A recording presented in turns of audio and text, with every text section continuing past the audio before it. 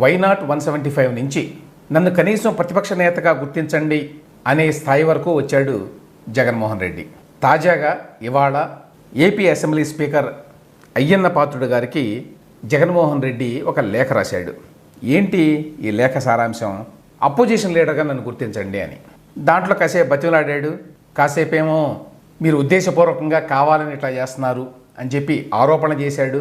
గతంలో తగినన్ని సీట్లు రాకపోయినా అపోజిషన్ లీడర్గా గుర్తించారు, అక్కడ లోక్సభలో ఇక్కడ అసెంబ్లీలో కూడా. అసెంబ్లీలో ప్రతిపక్ష నాయకుడు గుర్తించకపోతే ప్రజాస్వామ్యం పరిఢవిల్లదు, చర్చలకు తావుండదు. అసెంబ్లీలో 40% తెచ్చుకున్నటువంటి ప్రతిపక్షంగా మమ్మల్ని గుర్తించి మా వాణి కూడా వినిపించాలి అంటే నాకు ప్రతిపక్ష హోదా ఇవ్వడం మంచిది అని చెప్పాడు. 4 పేజీల లేఖ ఇది. ఇందులో రకరకాల టోన్స్లో రాశాడండి. ఫస్ట్ ఏమంటాడు, ఈ నెల 21న అసెంబ్లీలో ఎమ్మెల్యేల ప్రమాణ స్వీకారం జరిగింది.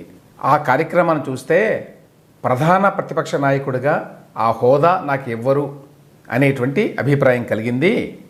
ఎందుకంటే అసెంబ్లీ విధానం ప్రకారం ముందుగా సభానాయకుడు అంటే చంద్రబాబు నాయుడు గారు ముఖ్యమంత్రి, ఆ తర్వాత ప్రతిపక్ష నాయకుడు, ఆ తర్వాత మంత్రులు ప్రమాణ స్వీకారం చేయాలి. కానీ అట్లా జరగలేదు.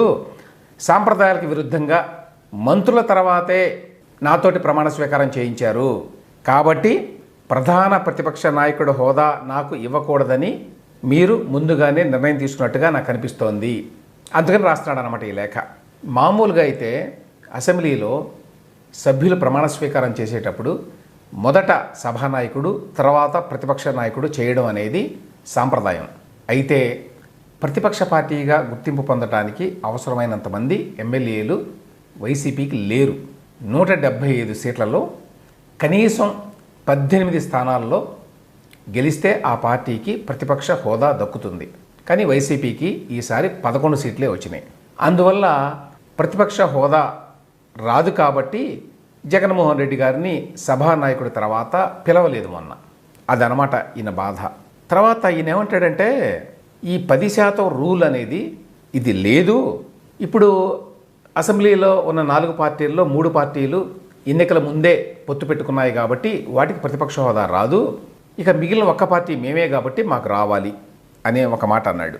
జగన్మోహన్ రెడ్డి ఈ లేఖను ఏమి రాశాడంటే గతంలో లోక్సభలో కానీ అసెంబ్లీలో కానీ ఈ రకమైన రూల్ ఏమీ లేదు.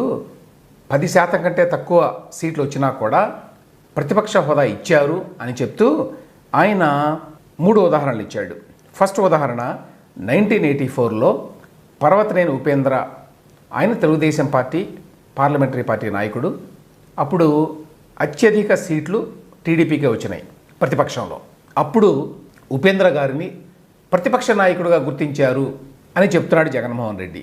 ఆ తర్వాత 1994లో కాంగ్రెస్ ఘోరంగా ఓడిపోయింది. ఇప్పుడు ఎట్లా అయితే వైసీపీ ఓడిపోయిందో, అప్పుడు 294 సీట్లు ఉన్నటువంటి అసెంబ్లీలో కాంగ్రెస్ పార్టీకి 26 సీట్లే వచ్చినాయి.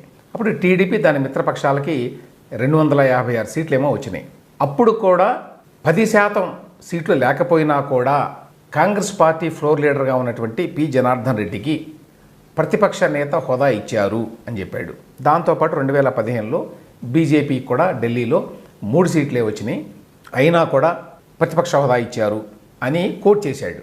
అయితే నాకు తెలిసినంత మేరకు సబ్జెక్ట్ టు కరెక్షన్, ఉపేంద్ర గారికి 1984లో ఎల్ఓపిగా హోదా రాలా.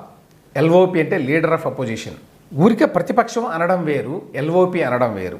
ఎల్ఓపి అని అంటే క్యాబినెట్ ర్యాంక్ ఉంటుంది. ఒక క్యాబినెట్ మంత్రికి ఏ రకమైన ప్రోటోకాల్ ఉంటుందో లీడర్ ఆఫ్ అపోజిషన్కి ఆ రకమైన ప్రోటోకాల్ ఉంటుంది. 2019 నుంచి 2024 వరకు చంద్రబాబు నాయుడు ప్రతిపక్ష నేతగా ఉన్నారు. ఎందుకంటే ఆయన పార్టీకి 23 సీట్లు వచ్చినాయి. ప్రతిపక్ష నేతగా ఉండటము అంటే ఏంటి, ఆయన గవర్నమెంట్లో ఒక మంత్రికి ఉండేటువంటి ప్రోటోకాల్ ఉంటుంది, ఆ సౌకర్యాలు ఉంటాయి, ఆ రకమైన సెక్యూరిటీ ఉంటుంది. అంతేకాదు అసెంబ్లీలో కూడా వివిధ కమిటీలు వ్యవహారాల్లో కూడా ప్రతిపక్ష నాయకుడికి ఒక సే ఉంటుంది. అది వేరు, ఊరికే ప్రతిపక్ష పార్టీగా గుర్తింపు పొందడం వేరు. అంటే అపోజిషన్ గ్రూప్ అని గుర్తిస్తారు. ఒకవేళ తగినన్ని సీట్లు రాకపోతే ప్రతిపక్షానికి అపోజిషన్ గ్రూప్ అంటారు. నాకు తెలిసినంత మేరకు 1984లో తెలుగుదేశం పార్టీ అపోజిషన్ గ్రూప్గా ఉన్నది పార్లమెంట్లో, లోక్సభలో. అంతేగాని అపోజిషన్ పార్టీగా లేదు. ఉపేంద్ర గారు ఎల్ఓపిగా లేడు. అదేవిధంగా 1994లో కూడా కాంగ్రెస్ పార్టీ ఫ్లోర్ లీడర్ అయినటువంటి పి జనార్దన్ రెడ్డి ఎల్ఓపి కాదు.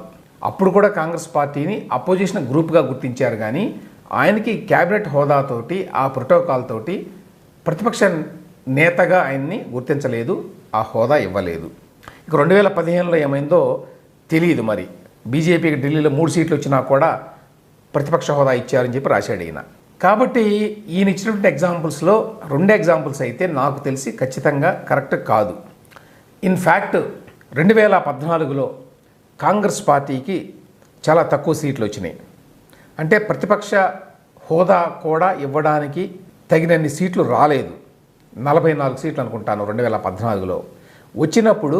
అప్పటి లోక్సభ స్పీకర్ సుమిత్రా మహాజన్ క్లియర్గా చెప్పారు, నిబంధనలు కానివ్వండి, సాంప్రదాయాలు కానివ్వండి, వీటి ప్రకారం చూసుకుంటే కాంగ్రెస్ పార్టీకి ప్రతిపక్ష హోదా ఇవ్వడం కుదరదు అని చెప్పారు. ఎందుకంటే 10% సీట్లు రాలేదు అని. అంతేకాదు ఆ సందర్భంలో ఆవిడ చెప్పారు 1980లో, ఆ తర్వాత 1984లో కూడా లీడర్ ఆఫ్ అపోజిషన్ లేరు లోక్సభలో ఈ కారణం చేత అని చెప్పారు. ఎందుకంటే 84లో మరి కాంగ్రెస్ పార్టీ కదా అధికారంలో ఉంది. కాబట్టి జగన్మోహన్ రెడ్డి గారు కోట్ చేసినటువంటి పాత ఇన్సిడెంట్స్ ఆ 2 కూడా తప్పే. అంతేకాదండి 2014లో కోర్టుకు వెళ్ళారు కాంగ్రెస్ వాళ్ళు, ఏంటి అపోజిషన్ స్టేటస్ ఇవ్వాలి మాకు అని చెప్పి. అప్పుడు అడ్వకేట్ జనరల్ కోర్టులో చెప్పారు Congress ineligible for LOP post అని. ఇది 2014లో వచ్చింది ఈ వార్త. అంతేకాకుండా ప్రతిపక్ష నేతగా ఎవరినైనా గుర్తించేటువంటి అధికారం ఓన్లీ స్పీకర్కి మాత్రమే ఉంటుంది అని కూడా చెప్పారు రాజ్యాంగం ప్రకారం.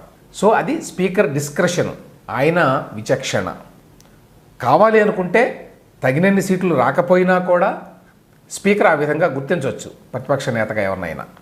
సో అది పక్కన పెడితే జగన్మోహన్ రెడ్డి ఇచ్చినటువంటి ఎగ్జాంపుల్స్ కరెక్ట్ కాదు అనేది ఒక పాయింట్. రెండవది, ఈయన అయ్యన్న పాత్రుడు గారి గురించి రాశాడు. ఏంటంటే గౌరవ స్పీకర్ గారు ఇటీవల నన్ను ఉద్దేశించి కొన్ని మాటలు మాట్లాడాడని చెప్పి యూట్యూబ్ ఛానల్స్లో వచ్చినాయి. ఓడిపోయాడు కానీ చావలేదు, చచ్చే వరకు కొట్టాలని చెప్పి ఎవరితోనా అన్న మాటలేవో యూట్యూబ్లో వచ్చినాయట. ఇట్లా మాట్లాడారు, ఇది వాళ్ళ ఉద్దేశం అని చెప్పి తెలిసిపోతుంది అని చెప్పాడు. రెండో పాయింట్ ఏంటంటే వైఎస్ఆర్సీపీకి 40% ఓట్లు వచ్చినాయి ఓడిపోయినా కూడా. కాబట్టి ప్రజల తరఫున ప్రాతినిధ్యం వహించాల్సిన బాధ్యత మా మీద ఉంది. ప్రతిపక్ష హోదా కనుక ఇవ్వకపోతే అసెంబ్లీ కార్యకలాపాల్లో వైఎస్ఆర్ కాంగ్రెస్ పార్టీ స్వేచ్ఛగా పాల్గొనలేదు, కాబట్టి ప్రతిపక్ష నేత హోదా నాకు ఇవ్వండి. ఇక్కడ మనం ఒక పాయింట్ మాట్లాడుకోవాలి.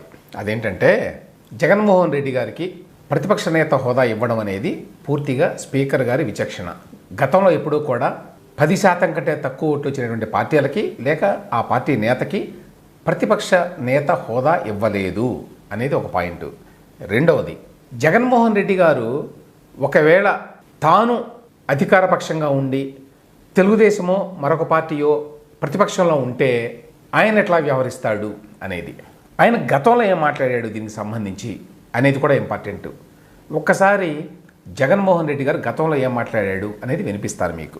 23 మంది శాసనసభ్యులు ఉన్న అదే చంద్రబాబు నాయుడు గారి ప్రతిపక్ష హోదా స్టేటస్ కూడా వచ్చి ఉండేది కాదు, అలా ఉండేవాడు కూడా కాదు.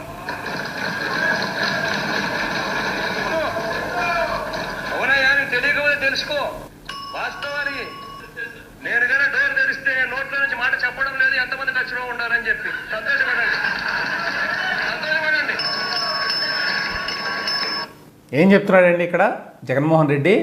23 సీట్లు మాత్రమే వచ్చినాయి, నేను కనుక డోర్ తెరిస్తే ఎంతమంది వస్తారో తెలియదు, నీకు ఆ ప్రతిపక్ష హోదా కూడా ఉండదు అని చెప్తున్నాడు. అంటే 18 కంటే తక్కువైతే అప్పుడు నీకు ప్రతిపక్ష హోదా కూడా ఉండదు అని ప్రతిపక్ష నాయకుడిగా ఉన్నటువంటి చంద్రబాబు నాయుడు గారిని హేళన చేస్తూ మాట్లాడుతున్నాడు. అంటే జగన్మోహన్ రెడ్డికి ఆ ఉద్దేశం ఉన్నది కదా, 18 కంటే తక్కువ వస్తే చచ్చినా కూడా ప్రతిపక్ష నేత హోదా ఇవ్వను నీకు అని. కానీ తాను మాత్రం ఇప్పుడు 11 సీట్లే వచ్చినా కూడా ప్రతిపక్ష నేత హోదా కావాలట. అందుకోసం ఆయన ప్రజాస్వామ్యం అంటాడు, ప్రజల అభిప్రాయం అంటాడు, 40% ఓట్లు అంటాడు. ఇప్పుడు ఏమిటంటే ప్రతిపక్ష నేత హోదా లేకుండా అసెంబ్లీకి రావడం జగన్మోహన్ రెడ్డికి నామోషిగా ఉంది. ఎందుకంటే ఎటువంటి ప్రత్యేక గుర్తింపు ఉండదు ఆయనకి. ఆయన ఒక ఎమ్మెల్యే మాత్రమే, ఒక సాధారణ ఎమ్మెల్యే మాత్రమే.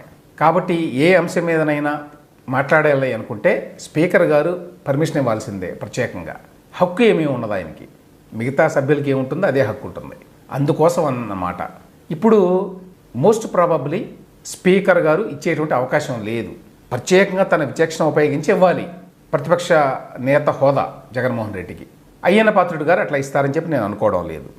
ఇవ్వకపోతే అన్యాయంగా, అక్రమంగా, ప్రజాస్వామ్య విరుద్ధంగా ఈ అధికార పార్టీ వాళ్ళు మా గొంతు నొక్కడానికి ప్రతిపక్ష నేత హోదా కూడా ఇవ్వలేదు, అందువల్ల నేను అసెంబ్లీకి రాను అని చెప్పుకోవడానికి వీలుగా జగన్మోహన్ రెడ్డి ఈ లేఖ రాశాడు అని నేను భావిస్తున్నాను. ఎందుకంటే చట్టబద్ధంగా ఆయనకి ప్రతిపక్ష నేత హోదా వచ్చేటువంటి అవకాశం ఏమాత్రం లేదు. అది ఆయనకు కూడా తెలుసు.